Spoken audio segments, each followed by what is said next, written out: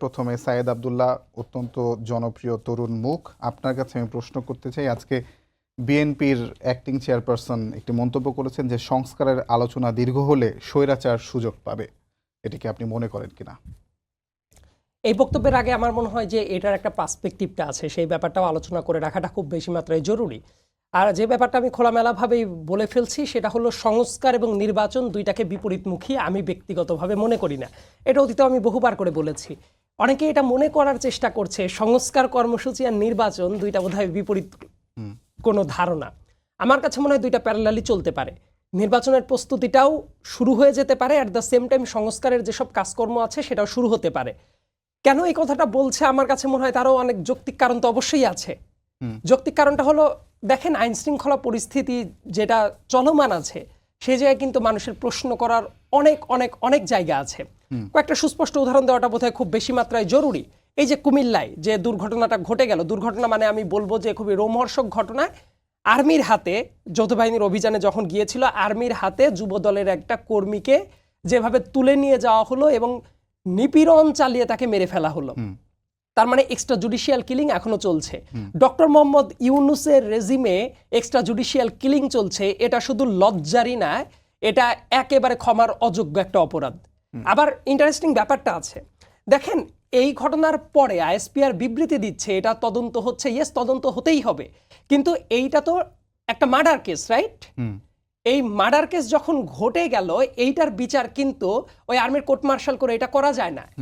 Court martial যে আইনটা আছে, ওই আইনটা যদি পড়া যায়, একদম সেকশন ধরে ধরে ধরে ধরে যদি পড়া যায়, পার্টিকুলার কয়েকটা বিচার করার মতো সেকশন ওই আইনে নাই। ধরেন যে এই সাইডে কালপাবল হোমিসাইড, রেপ, এসব বিচার করার মতো প্রভিশনই নাই। কাজেই এইটা কিন্তু বিচার করতে হবে নর্মাল আদালতে। কাজে এই ইনভেস্টিগেশনের নামে টাইম নষ্ট করা বা কোনো কিছু করার মিনিংটা হলো এই বিচার প্রক্রিয়া কতদূর চলবে, এই জায়গায় একটা সন্দেহের জন্ম দেয়। এটা কি প্রথম কেস? এটাও না। নোয়াখালীতেও কিন্তু কিছুদিন আগে সেম টাইপ ঘটনা আরো একটা জায়গায় ঘটেছে। আবার গুরুত্বপূর্ণ একটা ব্যাপার দেখেন, ল অ্যান্ড অর্ডার সিচুয়েশন কিন্তু খুব একটা ভালো নাই। একই সাথে রাস্তাঘাটে দেখবেন আওয়ামী লীগের লোকজন এখনো লিফলেট বিলি করে বেড়াচ্ছে। সবচেয়ে বিরক্তিকর ব্যাপার হলো শিক্ষা ক্যাডারের একজন এই ঢাকাতেই লিফলেট বিলি করে বেড়াচ্ছে ওপেনলি। এটা সাহস কিভাবে পাচ্ছে? কারণ কোনো পদক্ষেপ নেওয়া হচ্ছে না। একটা খবর নিশ্চয়ই দেখেছেন, 572 জন, সংখ্যাটা এইরকমই। এতজন আওয়ামী লীগের নেতাকর্মী যারা একেবারে দোষী, তারা বিভিন্ন কার্যকলাপ করে তারা জামিন পেয়ে গেছে। এই যে বের হয়ে গেল, নিশ্চয়ই এই মামলার যারা তদন্ত করছিল পুলিশের সাথে যোগসাজশ করেছে, এমনকি লোয়ার কোর্টের যারা জাজ ছিল তাদের সাথে কোনো না কোনোভাবে যোগসাজশ করেছে। এবং এটা হওয়াটা অসম্ভব না, কারণ অতীতে পুলিশ তো ছিল না, ছিল পুলিশ লীগ। বিচারপতি তো ছিল না বা বিচারক ছিল না, তো তারা ছিল বিচারক লীগ। এবং সেই জায়গাটা থেকে পুরোপুরি উত্তোলিত হওয়া গেছে? হওয়া যায় নাই। সো এই সংকটের জায়গাগুলো কিন্তু অবশ্যই আছে। এখন যখন এই ঘটনাগুলো ঘটবে, আপনি দেখবেন আপনাকে প্রকাশ্যে হুমকি ধামকি দিয়ে যাচ্ছে এবং গ্রেপ্তার হচ্ছে না। তারপরে দেখবেন অন্য যারা মানুষজন আছে তাদেরকে এক্সট্রা জুডিশিয়াল কিলিংয়ের শিকার হতে হচ্ছে। রাস্তাঘাটে ল অ্যান্ড অর্ডার সিচুয়েশন ঠিক নাই, দ্রব্যমূল্যের দাম অনেক ক্ষেত্রে অনেক কিছুতে বেড়ে যাচ্ছে, এলপিজি গ্যাসের দাম দেখবেন আবার বেড়ে যাওয়ার মতো কথাবার্তা শোনা যাচ্ছে। মানুষ কি স্বস্তি পাবে? আজকে আমার হোম ডিস্ট্রিক্ট হলো পাবনাতে। পাবনার একটা উদাহরণ বলি, আজকে বিকেলবেলার দিকের খবর। পাবনার সুজানগরে আওয়ামী লীগের এক নেতাকে গ্রেপ্তার করা হয়েছে, পুলিশ গ্রেপ্তার করেছে এবং অনেক লোকজন এসে পুলিশের ভ্যান থেকে ছিনতাই করে নিয়ে চলে গেছে।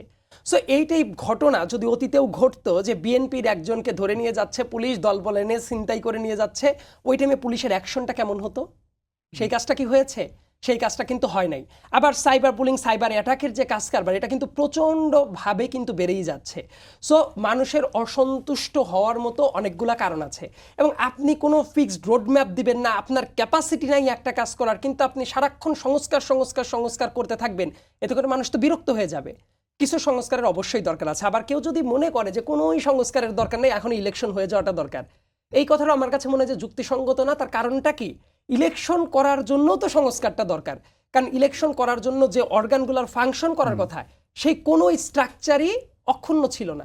মানে ইলেকশন কমিশন বলেন, আইন শৃঙ্খলা ব্যাপারগুলো বলেন, এবং প্রত্যেকটা জায়গাতে এত ত্রুটিপূর্ণ অবস্থা ছিল। মানে একটা ইলেকশন করতে হলে সংস্কারের দরকার। বিএনপির যে কথা আমার কাছে মনে হয় যদি ডিসেম্বরে 2025 সালে ডিসেম্বরে ইলেকশন হয় সেটাতে মোটা দাগে তাদের খুব একটা আপত্তি থাকবে না। এই ধরনের স্টেটমেন্ট কিন্তু তাদের কয়েকজন নেতার কাছ থেকে এসেছে ইতোমধ্যে। ডক্টর মোহাম্মদ ইউনূসও কিন্তু এই টাইপ একটা কথা বলেছিল যে কম কম সংস্কার চাইলে ডিসেম্বরে ইলেকশন, বেশি সংস্কার চাইলে জুন মাসের দিকে ইলেকশন। কিন্তু উনি বেশি সংস্কার কম কম সংস্কার এই আলাপগুলোর আগেও যে ব্যাপারটা দেখতে চাওয়াটা অত্যন্ত যৌক্তিক। এই তো 6 মাস পার হয়ে গেল, মানে এই গভর্নমেন্টের হানিমুন পিরিয়ড শেষ হয়ে গেছে। এই 6 মাসে নির্ভরযোগ্য কতটা সংস্কার কাজ এই সরকার করতে পেরেছে? আওয়ামী লীগের গ্রেপ্তারকৃত মানুষ জামিনে মুক্ত হয়ে বের হয়ে চলে যাচ্ছে, অন্য মানুষদের নামে ভুয়া মামলা হচ্ছে, আইন শৃঙ্খলা ঠিকঠাক নাই এবং অনেক জায়গায় কাজের চেয়ে কথা বেশি হচ্ছে।